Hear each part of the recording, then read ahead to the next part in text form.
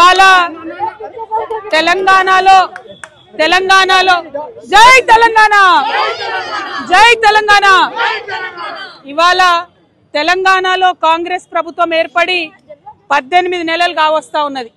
ఈ 18 నెలల్లో ఏదైతే మీరు వాగ్దానాలు చేశారో, ముఖ్యంగా వృద్ధులకు 2000 ఉన్న పెన్షన్ 4000 చేస్తామన్నారు, వికలాంగులకు 4000 ఉన్న పెన్షన్ 6000 చేస్తామని చెప్పిండ్రు, మహిళలందరికీ కూడా నెలకు 2500 రూపాయలు ఇస్తామని చెప్పిండ్రు. ఇట్లా మీరు అనేకమైనటువంటి వాగ్దానాలు చేసిండ్రు. కానీ 18 నెలలు అవుతున్నా కూడా ఆ వాగ్దానాలు పూర్తి చేసే దిశగా మీరు ఆలోచన చేస్తలేరు.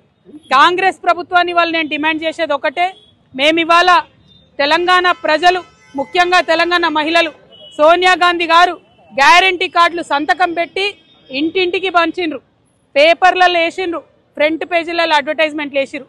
అవి చూసి సోనియా గాంధీ గారి ముఖం చూసి నమ్మి కాంగ్రెస్కి అధికారం ఇచ్చిండ్రు. ఇస్తే మరి మీ కోటేసినటువంటి మహిళలు మీరు మోసం చేసిండ్రు, మీ కోటేసినటువంటి వృద్ధులను మీరు మోసం చేసిండ్రు, మీకు ఓటు వేసినటువంటి వికలాంగులను మీరు మోసం చేసిండ్రు. అందుకే ఇవాళ మేము వేల సంఖ్యలో పోస్ట్ కార్డులు తీసుకొని సోనియా గాంధీ గారికి మరి మేము పంపించడం జరుగుతూ ఉన్నది. దీంట్లో మేము ఒకటే రాసినాం, అమ్మ సోనియమ్మ, మీరు మీ రేవంత్ రెడ్డి గారిని, మీ ముఖ్యమంత్రిని ఆదేశించండి, తక్షణమే మాకు పెన్షన్లు ఇప్పించండి అని చెప్పి సోనియా గాంధీ గారికి రిక్వెస్ట్ చేసినాం. ఇంకా కూడా ప్రతి జిల్లా నుంచి, ప్రతి చోటి నుంచి కూడా పెద్ద ఎత్తున ఈ పోస్ట్ కార్డులు పంపుతామని కూడా మేము ఈ సందర్భంగా తెలియజేస్తున్నాం. ముఖ్యమంత్రి గారు తక్షణమే పెన్షన్లు విడుదల చేయాలని చెప్పి డిమాండ్ చేస్తా ఉన్నాం. జై తెలంగాణ.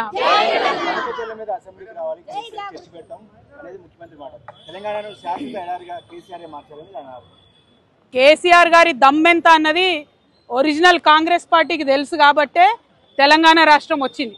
వచ్చినటువంటి ఆ రాష్ట్రానికి ఇవాళ రేవంత్ రెడ్డి గారు ముఖ్యమంత్రి అయినారు. అది మర్చిపోయి కేసీఆర్ గారు దమ్ముంటే ఇక్కడ రావాలి అక్కడ రావాలని రేవంత్ రెడ్డి గారు మాట్లాడడం చాలా బాధాకరం. హుందాగా ప్రవర్తించాలి ముఖ్యమంత్రి గారు. అదేవిధంగా తెలంగాణ ప్రజలందరికీ తెలుసు, కేసీఆర్ గారు ఆయన కళలో కూడా తెలంగాణకు నష్టం చేయడు. ఆ నీళ్లు కావచ్చు, నిధులు కావచ్చు, ఇంకోటి కావచ్చు, ఏదైనా కావచ్చు, ఏ విషయంలో అయినా కేసీఆర్ గారు కళలో కూడా తెలంగాణకు నష్టం చేయరు. ఆ విషయం తెలంగాణ ప్రజలకు తెలుసు. ఈ ముఖ్యమంత్రి గారు రేవంత్ రెడ్డి గారు వచ్చినాకనే చంద్రబాబు నాయుడు గారిని పిలిచి ప్రజాభవన్లో హైదరాబాద్ బిర్యానీ పెట్టి గోదావరి నీళ్లు గిఫ్ట్ ప్యాకెట్ కట్టి చంద్రబాబు నాయుడు గారికి ఇచ్చి పంపించింది రేవంత్ రెడ్డి గారే, కేసీఆర్ గారు కాదు. 2016లో ముఖ్యమంత్రి గారు చెప్పినట్టుగా ఆనాడు పోలవరం బనకచెర్ల ప్రాజెక్టు విషయమే లేదు, రాలేదు, కేసీఆర్ గారు ఎక్కడ సంతకాలు పెట్టలేదు. ఆ విషయం తెలిసి కూడా అబద్ధాలు ఆడడం ముఖ్యమంత్రి గారికి అలవాటైంది. అబద్ధాలు ఆడడం మానుకోండి, చెప్పిన పెన్షన్లు ఇవ్వండి, చెప్పింది చెప్పినట్టుగా స్కూటీలు ఇవ్వండి, చెప్పినటువంటి 6 గ్యారెంటీలు అమలు చేయండి. ఎస్, పెడదాం అసెంబ్లీ, ఖచ్చితంగా పెడదాం. మీ ఫెయిల్యూర్స్ మీద పెడదాం, 6 గ్యారెంటీలు ఇవ్వని దాని మీద పెడదాం, మహిళలను మోసం చేసిన దాని మీద పెడదాం. అప్పుడేం జవాబు చెప్తారో రేవంత్ రెడ్డి గారు దాన్ని కూడా చూద్దాం. సెప్టెంబర్ 30 వరకు స్థానిక సంస్థల ఎన్నికలు కూడా నిర్వహించాలని హైకోర్టు తీర్పు కూడా ఇచ్చింది. దీనిపైన ఏమంటారు? చిత్తశుద్ధిని చూపించి ప్రభుత్వం ఏదైతే 42% బీసీల కోసం బిల్లు పాస్ చేసినామో ఆ బిల్లుని గవర్నమెంట్ ఆర్డర్ ఇచ్చి వీళ్ళు ఎన్నికలకు పోవాలి. ఒకవేళ కోర్టు డేట్ పెట్టినా ఆ డేట్ లోపల జీవో ఇచ్చి వీళ్ళు వెళ్ళొచ్చు.